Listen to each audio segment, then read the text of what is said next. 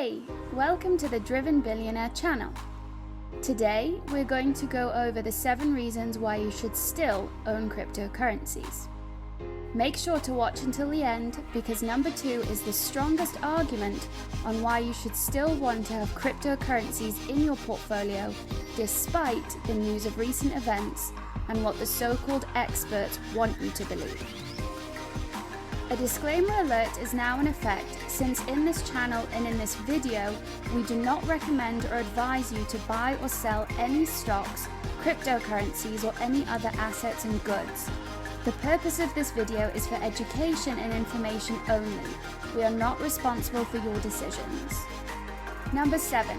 Cryptocurrencies are assets.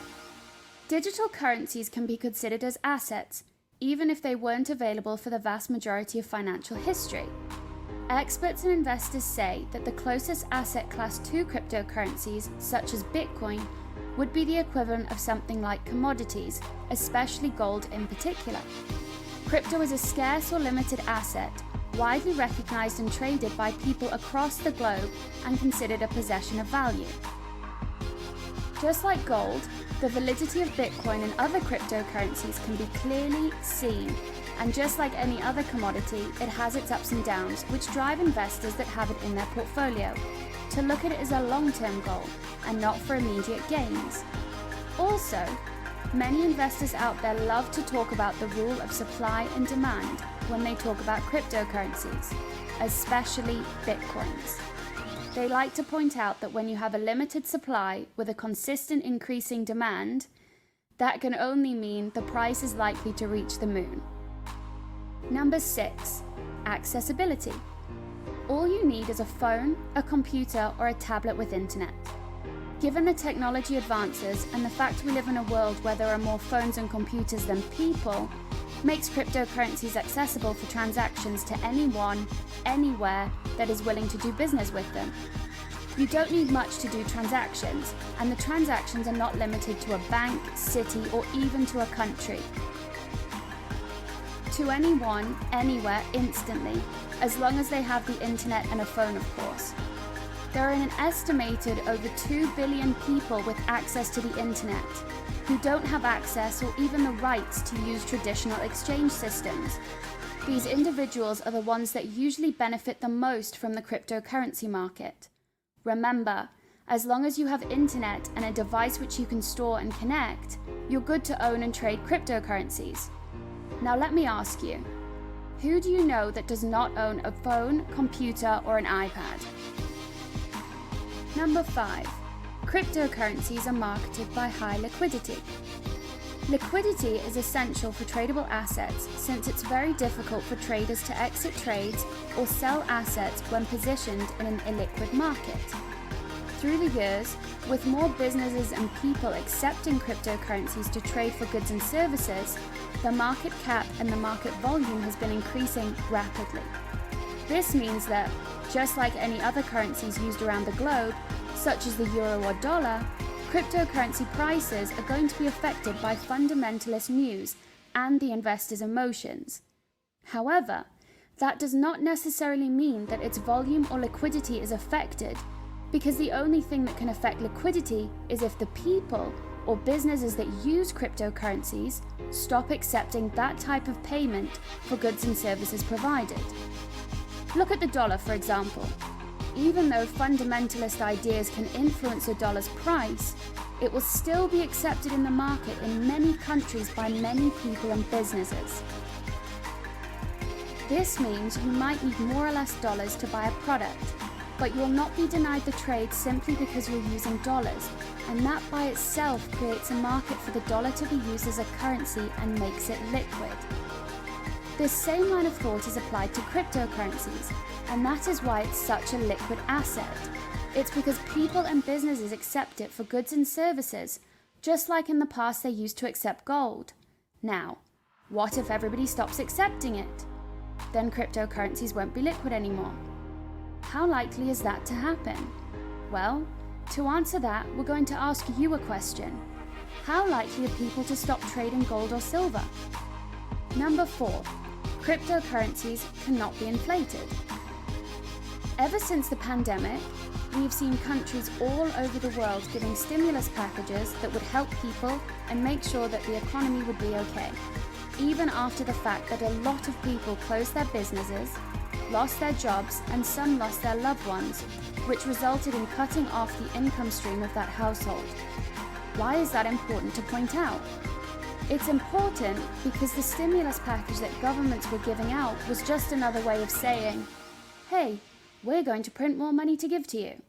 However, the policies and conditions of each government for doing this are different, and that also affects the long-term results of printing money. And for countries such as the US, which printed over $1.9 trillion, inflation is expected to follow. Why is that? Well, simple supply-demand logic. Demand goes up and the supply goes down, price goes up. Demand goes down and supply goes Burj Khalifa high. Let's just say inflation follows. But what the hell does that have to do with crypto? To start, crypto isn't controlled by any government, so they can't just print more, even if they wanted to. Also, most cryptocurrencies such as Bitcoin have a limited number of coins, and these coins can only be split into bits and pieces, but never multiplied. That means inflation cannot happen when you use cryptocurrencies. Number 3. Everyone is going crypto, even Wall Street. Doesn't matter how much the news channels and the so-called experts tell you that cryptocurrencies stem from speculation, or even go as far as to call it a bubble. The fact is, firms in Wall Street are buying and trading cryptocurrencies, period. Just this past year, the S&P and Dow Jones indices launched new cryptocurrency indexes. JP Morgan is allowing clients to invest in a Bitcoin fund, crypto ETFs have been created and are being traded, and the companies Visa and MasterCard are looking at the possibility of accepting cryptocurrencies through credit cards as payment methods. With that, we are seeing an increasing acceptance of people, businesses, and financial institutions towards cryptocurrency, regardless of whether the market's prices are volatile or not. Therefore, if Wall Street, big businesses, and businessmen are getting into crypto just now, why would you be going out? Number 2. China going after Bitcoin and other cryptos doesn't change anything. Lately, people have been associating the fall of prices of cryptocurrencies with the latest news about the CCP, or the Chinese government cracking down on Bitcoin mining. However, people forget that the Chinese government started to go after Bitcoin in 2012, and then went after the rest of the other cryptocurrencies in later years, to the point that in 2019, the Chinese government banned all trades using cryptocurrencies. And what does that mean? That means that China banning the mining of Bitcoins doesn't have as much influence on the market itself, because cryptocurrencies are illegal to trade in China. There are no institutions, companies, or people that suddenly stopped accepting or trading it, because since 2019, there were none.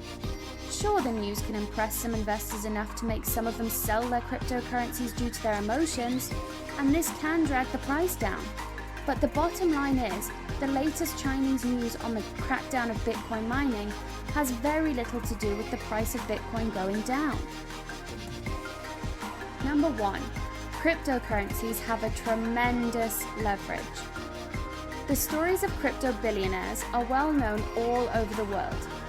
The story of this guy who bought $100 worth of Bitcoin when it used to cost 15 cents, and now those coins that he bought reach the value of $60,000 each. That's one of the examples of the leverage that cryptocurrencies have. Of course, we're not saying that every single crypto out there is going to reach $60,000 in value. Hell, there are probably many of them which won't even reach $6 in value. But the leverage that can be used with them is very high. Let's say, if you buy $200 worth of DB coin, for example, with the price of each coin at $1. Now, if the price of each DB coin goes to $5, then your coins are worth $1,000, and you can have $800 extra to spend if you sell the DB coins. However, If, let's say, you buy $200 worth of DB coins for $1, each coin and the price of DB coin goes to zero, then you only lost $200, not a penny more. Got it? Yes, sure, it's a volatile market, but if you study well, as you should before investing in anything, you can end up making way more money than you can lose by holding an asset while it increases in value. These were our top 7 reasons why you should still own and probably buy cryptocurrencies. Hope you guys have enjoyed, and make sure to like the video and don't forget to subscribe to our channel so you won't miss any videos. Take care.